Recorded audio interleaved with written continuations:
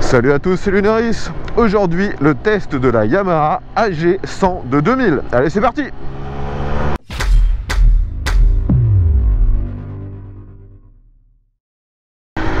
Les amis, aujourd'hui un test assez inhabituel, dirons-nous. Déjà, ce n'est pas une moto qui m'a été prêtée par l'un de mes abonnés comme habituellement. Il s'agit tout simplement de la dernière moto que je viens d'acquérir. Donc, une machine extrêmement rare, très méconnue. Je vous avouerai que avant de la voir en vente sur un site populaire, pour ne pas le citer, Le Bon Coin, eh bien, j'ignorais l'existence de cette machine. Je suis tombé sous le charme et vous voyez, je viens de l'acheter. Donc comme je vous le disais, il s'agit de la Yamaha AG100 de 2000, mais ne vous y trompez pas, bien que ce soit un modèle de 2000, c'est une moto qui en fait a une technologie très ancienne. Donc la AG100, c'est une moto qui était à la base vendue, conçue et surtout distribuée en Nouvelle-Zélande, en Australie et dans certains pays d'Afrique, tout simplement pour faire un utilitaire pour les gens qui avaient des grandes fermes, et c'est le cas dans les pays que je viens de citer. Donc pourquoi elle s'appelle AG? Tout simplement pour représenter justement ce caractère agricole. Le AG, c'est pour agriculture. Et on est sur la plus petite moto de cette gamme AG, la 100. C'est donc un tout petit tout-terrain, motorisé, vous l'aurez compris, par un 100 cm3. Celui-ci est deux temps, à refroidissement par air. C'est une fois de plus vraiment une technologie à l'ancienne.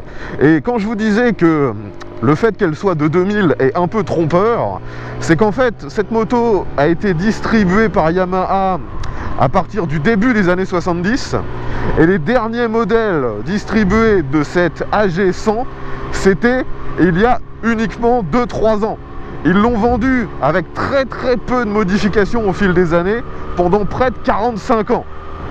Donc comme je le disais, c'est motorisé par un tout petit moteur de 100 cm3. Celui-ci n'est absolument pas conçu pour la performance. Il a été designé essentiellement pour être faible en consommation, pour être facile à entretenir, pour que l'entretien soit réduit au plus simple. Et donc, bien que ce soit un 100 cm3, il ne fait que 8 chevaux, c'est-à-dire une puissance très similaire à ce qu'on aurait eu sur un moteur 4 temps. Aujourd'hui, la moto que vous voyez est globalement complètement d'origine. Il n'y a pas eu de modification sur ce modèle. C'est d'ailleurs une des raisons qui a fait que je l'ai acheté. Elle est vraiment 100% d'origine. Les deux petits bémols où je ne suis pas certain de l'origine, c'est le rétro qui me semble très légèrement différent par rapport à ce que je peux voir en photo, et surtout d'origine il y en a deux, là vous n'en voyez qu'un, et aussi les clignotants qui sur certaines photos ne sont pas identiques et sur d'autres ce sont les mêmes. Donc est-ce qu'il y avait une particularité sur le modèle français au niveau des clignotants? J'avoue que je l'ignore. Si vous avez la réponse, merci de mettre ça dans les commentaires. Sinon globalement tout est d'origine, et comme je vous disais, cette moto a été conçue pour être vraiment un outil agricole. Donc vraiment elle est équipée d'origine avec énormément d'accessoires pour la rendre ultra fiable et surtout pour la protéger. Vous pouvez voir déjà qu'au niveau du guidon, on a ces renforts en métal qui sont bien sûr d'origine. On a des renforts également juste en face des pieds pour pas qu'il y ait des branches ou d'autres choses qui viennent taper le sélecteur ou le frein. On a encore un renfort au niveau du bras oscillant, et vous pouvez voir que tout le kit chaîne est caché derrière un carter qui fait que vous n'aurez que à le graisser une fois de temps en temps, mais celui-ci est globalement protégé de la poussière, de l'eau. C'est une fois de plus un truc vraiment hyper robuste. Autre particularité qui la rend hyper pratique, vous avez une béquille latérale mais de chaque côté, et ça c'est super. Une fois que vous y avez goûté, on se demande pourquoi il n'y a pas ça sur toutes les motos. C'est vraiment ultra fun. Vous pouvez béquiller, peu importe si le terrain est plutôt orienté à droite ou à gauche, il n'y a jamais de problème. Dans les autres particularités de cette machine, qui montre une fois de plus son côté, on va dire, agricole et pas du tout comme les autres motos, la boîte de vitesse est une boîte 5 rapports, jusque là rien de vraiment spécial, mais par contre vous avez le point mort qui est tout en bas. Et ça a été conçu en fait pour que lorsque vous voulez vraiment laisser la moto le plus vite possible pour attraper un mouton ou les autres activités que pouvaient avoir les fermiers pour lesquels cette moto a été construite, et bien dans ces cas-là, vous n'avez pas besoin à chercher le point mort, c'est tout simplement au plus bas et vous pouvez comme ça laisser la moto très rapidement. Ensuite, pour que tout soit facilement réparable, le frein avant, arrière, tout ça, c'est du freinage à tambour et vous pouvez faire les réglages très facilement avec les quelques outils qui sont présents d'origine sur cette moto. Les outils sont en dessous du porte-bagages arrière, car j'allais oublier d'en parler, mais cette moto est également fournie avec un petit porte-bagages avant et aussi un énorme porte-bagages arrière. C'est vraiment super bien conçu, c'est du métal, ça vieillit bien, c'est véritablement un utilitaire. Pour revenir sur la boîte de vitesse, celle-ci est extrêmement courte. Le premier rapport, c'est vraiment celui qui est le plus surprenant parce qu'en fait, vous allez changer de rapport à peine 10 km/h en fait.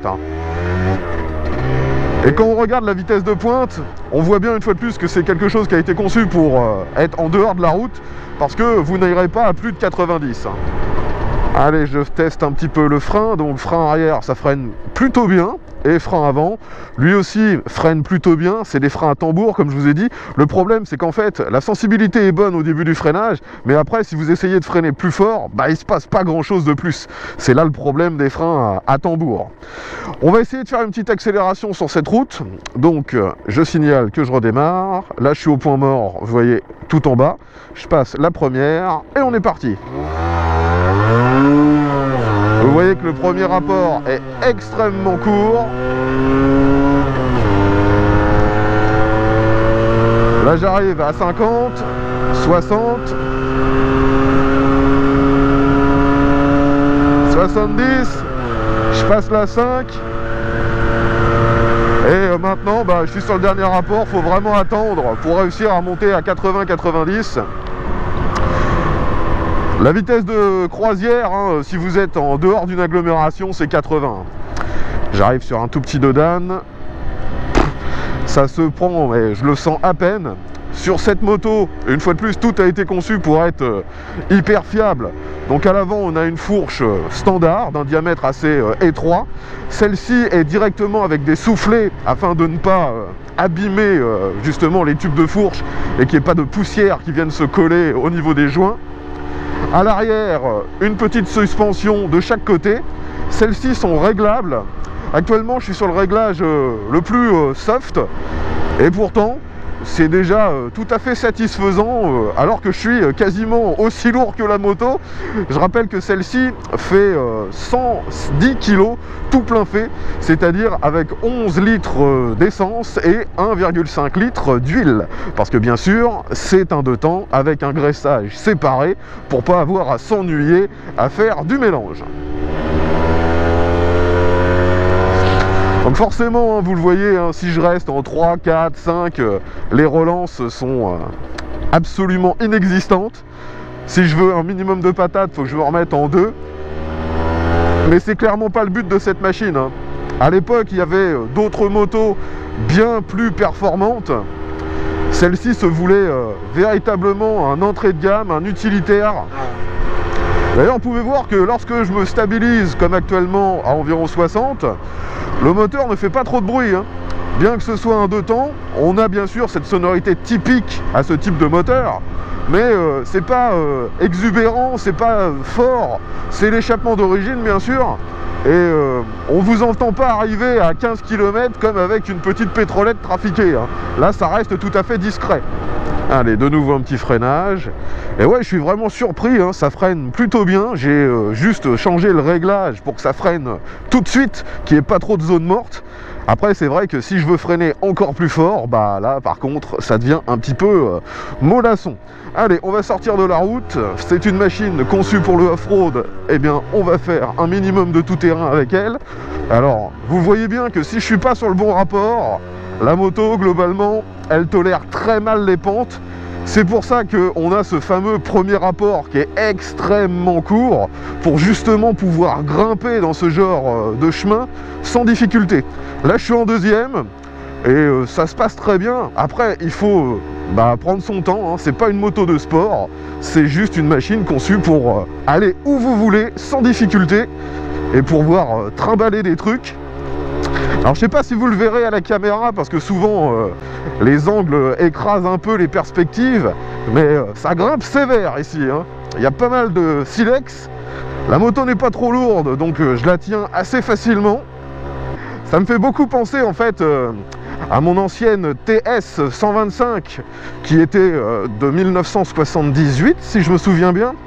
On est vraiment sur le même genre de conception, c'est très à l'ancienne, bien que celle-ci, comme je vous l'ai dit, est de 2000. Bon, forcément je pourrais aller un peu plus vite, mais je ne suis absolument pas une référence en tout terrain. Donc dans ce petit chemin, je préfère y aller tranquillement et sûrement. Ce que j'adore aussi avec cette machine, c'est que, vu qu'elle est d'une conception qui date des années 70, la taille de celle-ci est très petite. On retrouve ce que j'avais sur ma Suzuki TS de 78. Là, si je décide de m'arrêter, vous pouvez voir que je mets les deux pieds complètement à plat du haut de mon 1m70 m, et ça pour moi c'est vraiment un gage de sécurité. Autre chose, cette moto a un angle de braquage qui est vraiment sympa, donc si je veux faire demi-tour, même ici sur un petit chemin, vous voyez, ça passe sans aucun problème. La moto n'est pas lourde, elle est facile à manœuvrer, c'est vraiment ce que je recherche sur ce genre de machine. C'est vrai qu'actuellement dans mon garage elle fait un peu doublon avec ma Monkey 125, mais je dirais que la Monkey 125 est beaucoup plus adaptée pour la route, alors que celle-ci c'est purement pour du tout-terrain utilitaire. Là où on voit vraiment une grosse différence sur le comportement routier entre celle-ci et ma Monkey, c'est pas au niveau des performances, hein, parce que celle-ci fait 8 chevaux, ma Monkey doit en faire 9. Franchement, il n'y a pas de grosse différence. Les boîtes de vitesse, par contre, ne sont absolument pas étagées de la même façon. Celle-ci, on voit que c'est vraiment fait pour la grimpette, hein, pour pouvoir avoir des vitesses très très courtes. Et aussi, la grosse différence qui change complètement le comportement, c'est bien sûr la taille des roues. À l'avant, ici, on est avec un pneu en 19 pouces et c'est pas une taille standard comme on aurait l'habitude. Là, c'est du 2,75 pouces, si je me souviens bien. Et à l'arrière, ça doit être du 18 pouces de diamètre et le pneu, ça doit être du 3,50 de large. Donc c'est des tailles assez inhabituelles pour nous Européens. Bon, par contre, le fait que la machine soit très petite, je trouve que c'est pénalisant quand on veut conduire en étant debout. Là, si j'essaie de me lever, j'ai du mal à tenir le guidon parce qu'en fait j'ai les bras qui sont trop courts, le guidon est vraiment trop bas. Donc si je veux manœuvrer un minimum, je suis tout de suite obligé de me rasseoir. Une fois de plus, on sent que ça a été fait pour se balader comme je le fais actuellement, donc à plutôt faible vitesse dans des chemins, plutôt que pour taper du Grand Prix à des grosses vitesses. Allez, me voilà de nouveau sur la route. Au niveau des commodos, on retrouve ce qui se faisait dans les années 70, hein, bien que celle-ci soit de 2000, je le reprécise. Sur la gauche, on a tout ce qui gère l'éclairage. Sur cette moto, on est encore avec tout un système électrique en 6 volts. Donc bien sûr, tout est à ampoule, mais faites bien attention, c'est des ampoules 6 volts. Si vous mettez des 12 volts, ça éclaire très très très faiblement. Sur la droite, sur les commodos, c'est uniquement le coupe-circuit. Il n'y a pas de démarreur électrique sur cette machine, c'est un démarreur uniquement au kick. Une fois de plus, pour que ça soit le plus léger possible, le plus facile à réparer. En plus, ce petit moteur de temps, il démarre au kick sans aucune difficulté. Le moteur est alimenté par un carburateur. Si vous avez besoin de mettre du starter au démarrage, celui-ci est directement sur le carburateur. Comme ça, il n'y a pas de câble. Une fois de plus, c'est la simplicité au maximum. Pour revenir encore sur le côté vintage de cette machine, le compteur est réduit au plus simple. Vous avez encore un vieux système à l'ancienne, c'est-à-dire c'est un câble qui est relié sur la roue avant et en fonction de la rotation de celui-ci, mécaniquement le câble tourne et fait bouger l'aiguille du compteur, donc c'est vraiment à l'ancienne. Et vous n'avez sur ce compteur que la vitesse, le kilométrage total de la machine et un voyant pour le neutre. et c'est tout. Vous n'avez pas de voyant de clignotant, il n'y a pas de voyant pour vous dire de remettre de l'huile, il y a globalement rien, quoi. C'est réduit au plus simple. Bien sûr, vous n'avez pas non plus de jauge pour le carburant. C'est encore à l'ancienne. Il y a sur le côté un petit robinet d'essence avec une position réserve quand vous arrivez en fond de réservoir. Un point qui montre aussi que cette moto était vraiment bien conçue, vous avez des garde-boue super longs, avec même des extensions de garde-boue aussi bien à l'avant qu'à l'arrière, des extensions en caoutchouc qui sont siglées Yamaha, et ça fait que même après avoir passé, vous voyez, quelques petits chemins avec un peu de boue, de la terre, eh bien la moto reste relativement propre. C'est véritablement efficace, ça protège très bien. Et là actuellement, j'ai absolument pas de boue, ni sur mes bottes, ni sur mon pantalon. Ce que j'adore vraiment avec cette machine, c'est qu'on a une position parfaite. On est parfaitement droit, le guidon est bien large, donc le bras de levier est juste parfait. On a une bonne visibilité sur ce qui se passe autour de nous. Les rétros, clairement, je vais les remettre d'origine parce qu'en avoir qu'un, je trouve que c'est, dans certaines situations, un peu dangereux. Mais c'est vrai que je peux comprendre pour quelqu'un qui l'utiliserait vraiment dans un champ, en avoir qu'un, c'est juste histoire de se dire on est légal. La selle est pas désagréable, franchement, on a connu bien pire. Et d'ailleurs, ça me fait penser, j'ai oublié de préciser que cette moto est officiellement monoplace. Vous n'avez pas de possibilité de prendre un passager sur celle-ci. Un rond-point, ça ne pose aucun problème. De toute façon, cette moto est extrêmement légère, super maniable. Si cette moto a été aussi plébiscitée, c'est justement pour ce côté hyper facile. Et c'est le genre de machine qui pouvait être achetée par des propriétaires justement de fermes et la laisser pour leurs employés. Et peu importe qui était destiné à rouler avec cette moto, on savait que ça ne poserait pas de problème, qu'il n'y aurait pas de soucis pour gérer la puissance ou le poids de la machine. C'est vraiment pour ça qu'a été conçue cette machine avec une cylindrée aussi faible. Après, j'avoue qu'entre 100 et 125, il n'y a pas grande différence. On va de nouveau prendre un petit chemin.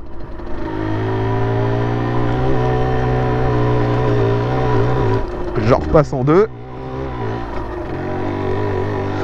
Ça glisse pas mal ici, parce que ce matin, il a fait assez froid. On est au début du printemps, mais il y a encore eu de la neige ce matin et hier. Donc c'est vraiment surprenant, surtout que je rappelle que moi je suis en Normandie, je suis pas en Haute-Savoie. Allez, ça grimpe. Ouais, c'est vraiment surprenant. La machine est efficace, et je le répète, absolument pas performante. Ceux qui sont habitués au tout-terrain vont trouver ma prestation absolument ridicule, et je peux le comprendre. Mais je vous assure que pour moi, mettre les roues en dehors du bitume, c'est une expérience. J'ai pas encore pu vérifier moi-même la consommation réelle, mais sur les fiches techniques de l'époque, ils annonçaient 1,8 litre au 100. D'ailleurs, je pense que d'ici quelques temps, j'essaierai de faire une vidéo pour tester réellement l'autonomie, la consommation de ce véhicule, voir si c'est réaliste, ces fameux 1,8 litre au 100. Bon les amis, je pense que pour les aspects, on va dire routiers et techniques de cette machine, j'ai fait à peu près le tour des caractéristiques. De toute façon, je n'ai clairement pas la prétention de vous montrer des trucs de dingue avec cette moto, qui n'a pas été conçue pour. Et clairement, moi, j'ai aucune compétence en tout terrain, donc je vais pas me lancer à faire des trucs de dingue. Surtout que cette moto, j'espère bien la garder dans le meilleur état possible, vu qu'elle est rare en France. Il n'a été distribué que environ 600 exemplaires. Donc maintenant, plus de 20 ans après, combien reste-t-il d'exemplaires en bon état? Je pense que ça doit vraiment être très rare. L'avantage, c'est que cette moto, comme je vous l'ai dit, a été encore distribuée il y a uniquement quelques années dans d'autres pays, donc trouver des pièces si nécessaire n'est absolument pas un problème. Au niveau du tarif, c'est une moto qui se voulait vraiment très entrée de gamme, très accessible lorsqu'elle était en vente. J'ai pas retrouvé le tarif officiel français, mais j'ai pu trouver une annonce lorsqu'elle était encore en vente il y a de ça 2-3 ans en Nouvelle-Zélande. Elle était vendue l'équivalent de 2500 €. Maintenant en France, comme je vous l'ai dit, c'est plutôt rare. Il n'y a pas réellement une cote sur cette machine parce que elle est quasiment pas recherchée en fait.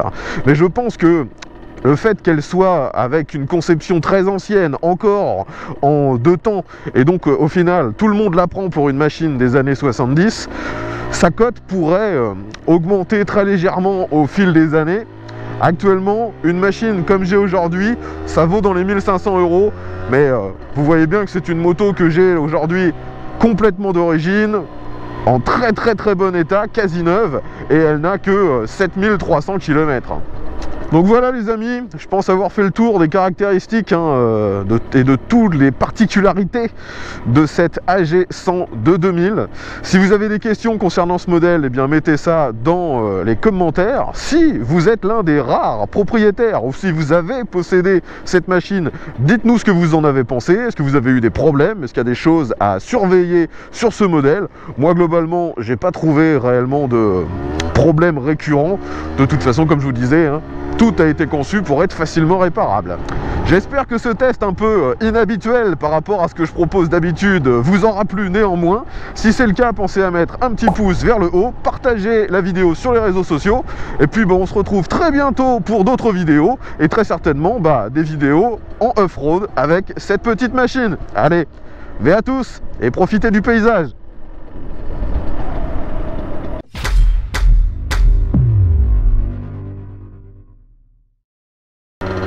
Allez, on va essayer de prendre ce chemin.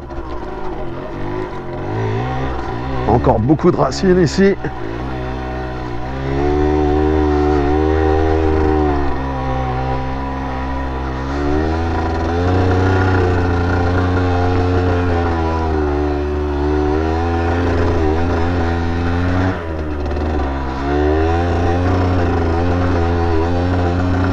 En première, ça grimpe partout, mais par contre, ça gueule quand même pas mal. Là, on entend bien que c'est un 2 temps.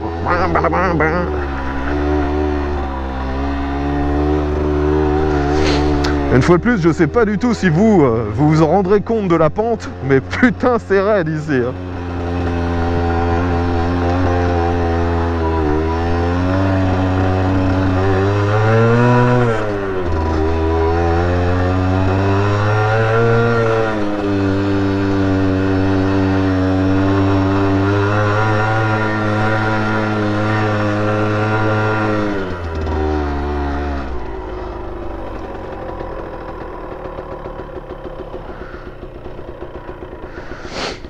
Alors, où est-ce que ça va tout ça?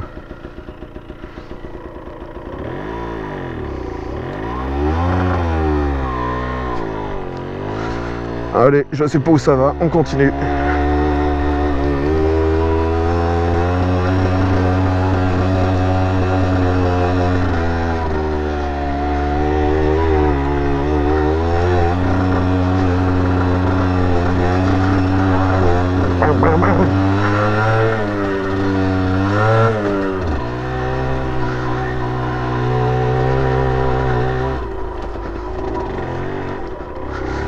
Dans ces phases-là, le fait de pouvoir mettre les pieds à terre, c'est un plus, mais vraiment indispensable même.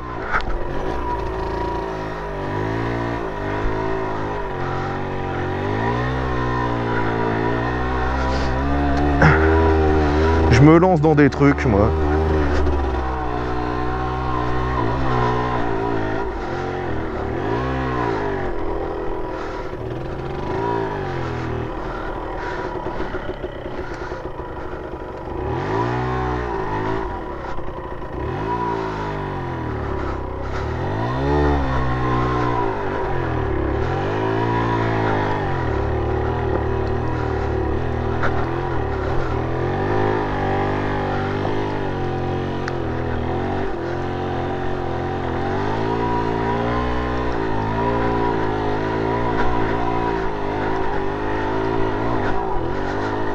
Ouh. Regardez les amis, j'étais en bas il y a 2 minutes, on voit le château. Ah, je sais pas si vous le verrez, c'est une GoPro, ça filme très mal.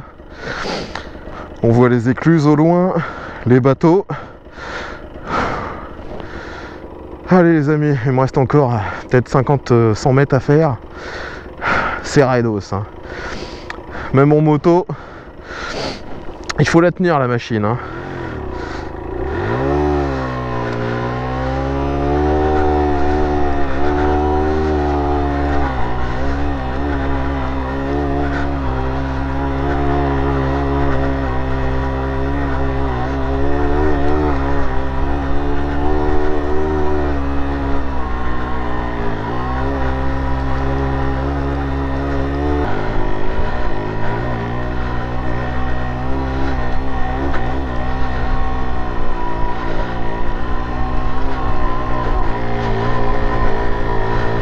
Allez, ça grimpe.